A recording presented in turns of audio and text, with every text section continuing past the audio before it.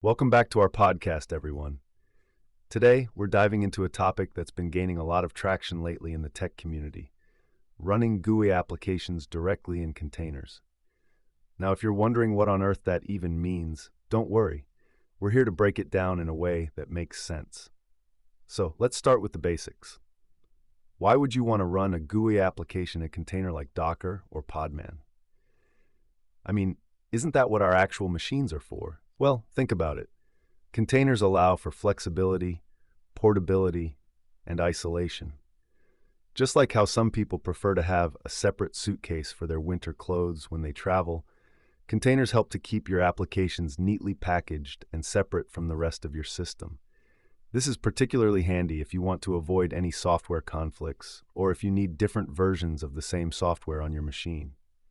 Now, here's where it gets interesting. Typically, when we think of containers, we picture command line tools and back-end processes. However, the idea of bringing graphical user interface or GUI applications into this world is quite innovative. Imagine running a full desktop application like GIMP or even a web browser, all wrapped up in its own little container. It's a game changer. All right, let's get into how this works. The tutorial we're discussing today comes from a project called hemashushu/docker-archlinux-gui. Essentially, it shows us a method to run GUI applications without installing additional software on your host machine. It's like having a magic window. Picture a well-organized digital workspace where you can pull up applications without cluttering your main system. You might be thinking, how do I get started with this? Well, the process is surprisingly straightforward. You'll need to have Docker or Podman installed, which are pretty popular containerization tools. From there, the tutorial outlines steps to create and run an Arch Linux container with GUI support. But don't worry if this sounds advanced. We're here to guide you through the complexity. One interesting element is the use of X11 forwarding. This allows the GUI applications running inside the container to display on your host machine. This is where things can get a little tricky, as you need to manage permissions to make everything work smoothly. But once you've nailed down the process, it's incredibly rewarding.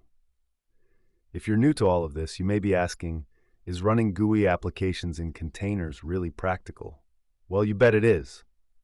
Especially for developers who need to quickly test software across different environments, or for hobbyists who want to experiment without the worry of messing up their main setup. Let's not forget about the potential for collaboration. Imagine if teams could use the same container configurations, ensuring every developer has access to the same environment and similar setups for their projects. It's like having everyone on the same page without the headache of different setups and installations. To wrap things up, running GUI applications in containers can seem a bit intimidating at first, but once you start exploring it, you'll find it empowers you with greater control and efficiency over your tech environment. And remember, whether you're a developer, a student, or just a curious tech enthusiast, there's always something new to learn and explore in this ever-evolving digital landscape. Thanks for tuning in today. I hope we've sparked some curiosity about GUI applications and containers for you. If you have any thoughts or questions, feel free to share them with us on our platform. Until next time, keep experimenting and learning.